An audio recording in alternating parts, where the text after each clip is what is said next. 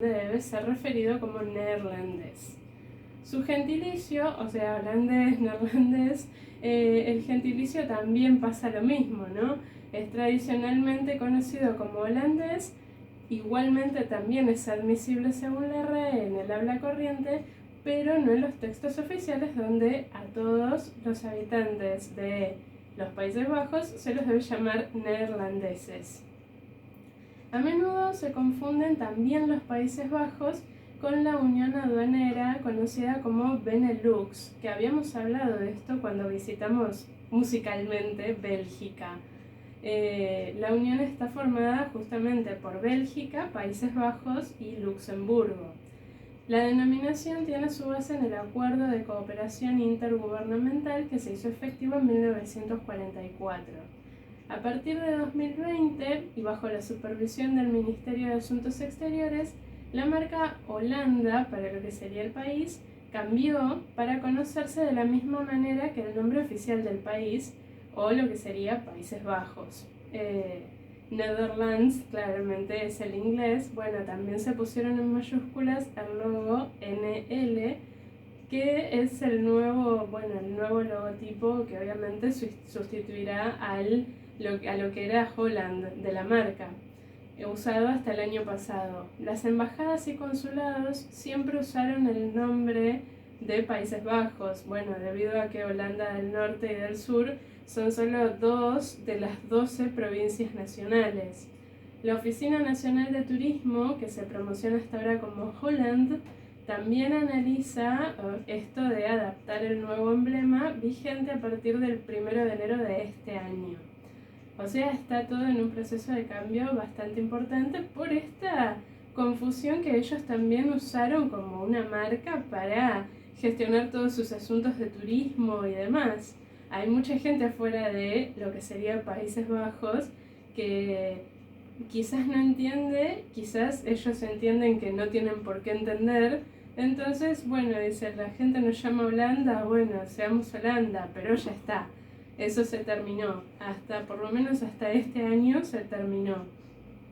Y bueno, ahora están como haciendo, sería una campaña de concientización de, no, miren, somos Países Bajos, Holanda solo es una parte.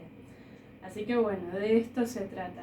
El país está clasificado como de ingresos altos según el Banco Mundial y es uno de los estados más desarrollados.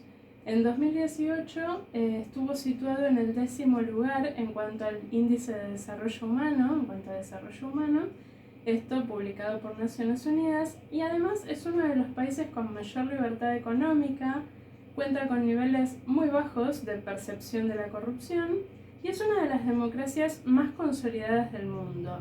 Esto para hablar un poco de lo que es a nivel geográfico, social, a nivel de dimensiones de cómo está ubicado en el mapa, de cómo está ubicado dentro de Europa y demás, ¿no? Bueno, un pequeño pantallazo sobre lo que es Países Bajos es lo que acabamos de ver.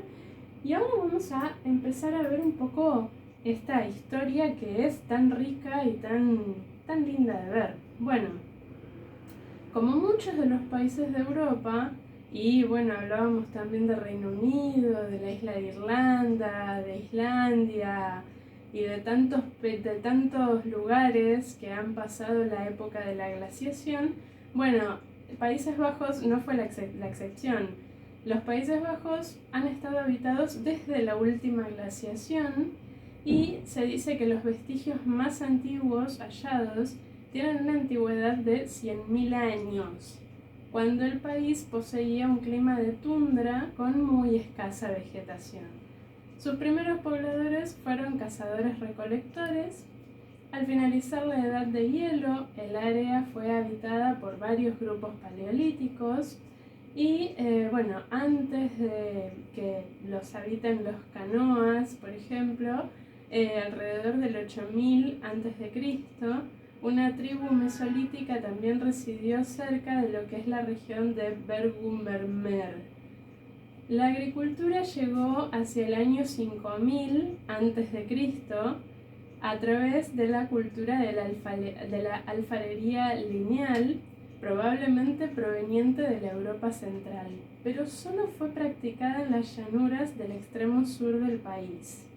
Los recolectores cazadores de la cultura Swifterband están atestiguados a partir del año 5600 a.C., y estos desarrollaron una sociedad agrícola hacia el 4300 o 4000 a.C., en la que se destacó la introducción de pequeñas proporciones de granos en una economía tradicional. Los primeros restos notables de la prehistoria fueron los dólmenes, que fueron encontrados en la provincia de Drente y probablemente hayan sido construidos por gente de la cultura granjera de Funelvíker entre 4100 y 3200 a.C. La primera evidencia del uso de ruedas está datada también en torno al año 2400 a.C. y probablemente está relacionada con la cultura Belvíker. Esta cultura también experimentó con cobre, de lo que se encontró alguna evidencia como yunques, cuchillos o diademas de cobre. Esto en el parque de Belúe. Los hallazgos de cobre demuestran el comercio con otras regiones porque este mineral no se encuentra en el país. La Edad de Bronce probablemente comenzó alrededor del año 2000 a.C., como en la tumba del herrero de Wageningen. Después de este descubrimiento, más objetos de la Edad de Bronce aparecieron, como en Epe, en Drouwen y también en Drente, que, debido a la cantidad de objetos encontrados, como cuentas de estaño en un collar, nos indican que era centro de comercio de la época. La riqueza de los Países Bajos en la Edad de Hierro puede ser vista en la tumba del rey Enos.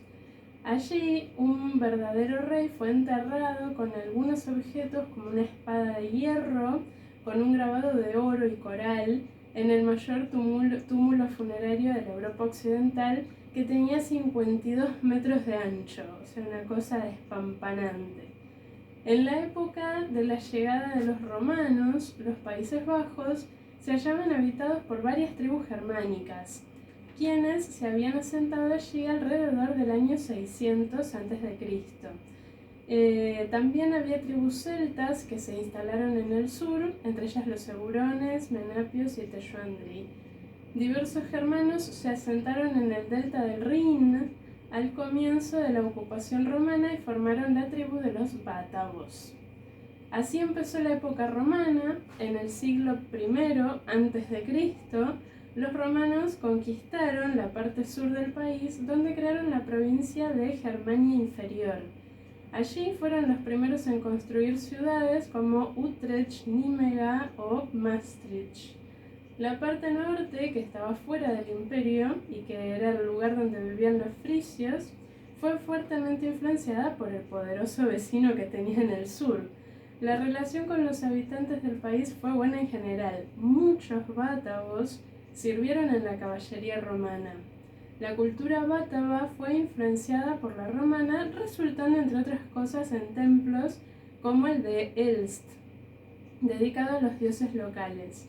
Sin embargo, esto no impidió la rebelión de los bátavos en el año 69 después de Cristo, acaudillados por Julio Civilis, un oficial de las tropas auxiliares. Durante la revuelta, que aprovechó la inestabilidad que se produjo en el imperio durante el año de los 4 emperadores, los bátavos consiguieron aniquilar 2 legiones romanas e infligir humillantes derrotas al ejército romano. Otros soldados romanos se sumaron también a la revuelta, que incluso dividió la parte norte del ejército romano, y en abril del año 70 después de Cristo, Vespasiano envió unas cuantas legiones para frenar también esta revuelta. Su comandante, que fue Quinto Petillo Cerial, fue derrotado por los bátavos y entabló negociaciones con Julio Civilis en algún lugar entre el Val y el Mosa, cerca de Noviomachus, o como los bátavos probablemente lo llamaban, era Batavodurum. Después de esta época romana, los recién llegados se unieron a los habitantes originales para crear 3 pueblos: los frisios a lo largo de la costa, los sajones en el este y los francos en el sur. Los francos se convirtieron al cristianismo después de que Clodoveo I lo hiciera en el año 496, y así el cristianismo fue introducido en el norte gracias a la conquista de Frisia por los francos.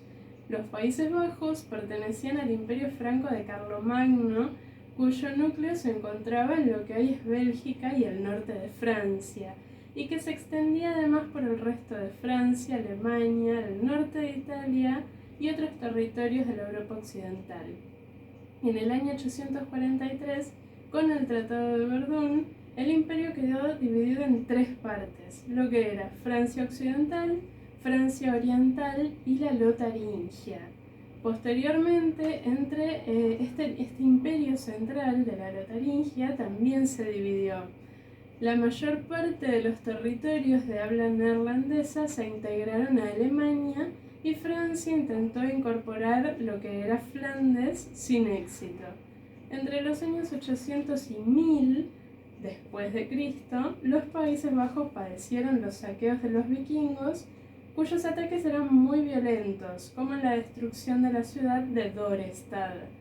Pero la supremacía vikinga terminó en el año 920, cuando el rey Enrique I de Alemania liberó Utrecht. Los reyes y emperadores alemanes así dominaron los Países Bajos durante los siglos X y XI. Alemania recibió la denominación de Sacro Imperio Romano Germánico, tras la coronación de Otón I el Grande como emperador. Nímega fue un lugar significativo para los emperadores germanos, varios de ellos nacieron y murieron allí. Las cruzadas fueron populares en los Países Bajos y muchos se unieron para ir a luchar a Tierra Santa. El Sacro Imperio Romano Germánico se mostró incapaz de mantener la unidad política debido a la creciente independencia de las ciudades. Los gobernantes locales transformaron sus ducados y condados en reinos privados y se sentían poco obligados a obedecer al emperador. Una gran parte de lo que actualmente son los Países Bajos estaba gobernada por el conde de la región de Holanda, el duque de Weldres, el duque de Brabante y el obispo de Utrecht.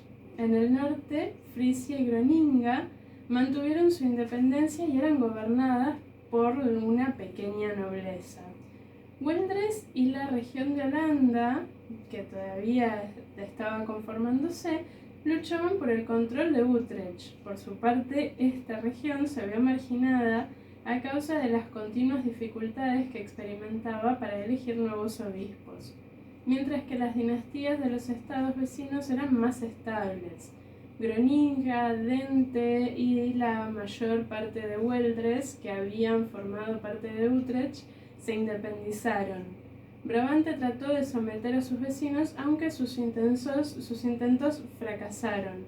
Los Países Bajos también intentaron asegurar su supremacía en la región de Zelanda y Frisia, pero tampoco lo lograron. En el norte, Frisia conservó su independencia durante este período.